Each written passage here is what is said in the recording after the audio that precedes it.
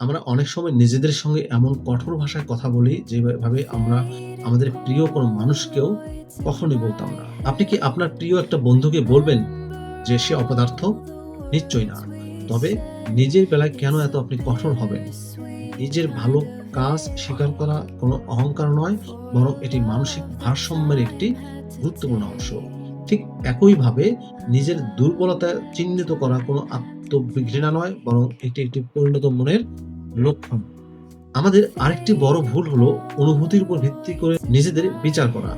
হয়তো আজ আপনার মন খারাপ, তাই আপনার মনে হচ্ছে আপনি জীবনে কিছুই অর্জন করতে পারেননি। কিন্তু মনে রাখবেন, অনুভূতি সবসময় সত্যের নির্ভরযোগ্য সূচক নয়। পরিণত আত্মসমালোচনা সবসময় প্রমাণের উপর ভিত্তি করে চলে। আপনি কি করছেন, কতবার চেষ্টা করেছেন, তার প্রকৃত ফলাফল কি? এই বাস্তব প্রশ্নগুলোই আপনাকে আবেগ আর বাস্তবতার মধ্যে পার্থক্য বুঝতে সাহায্য করবে। আপনি আপনার অনুভূতির চেয়ে অনেক বেশি বড় এবং শক্তিশালী।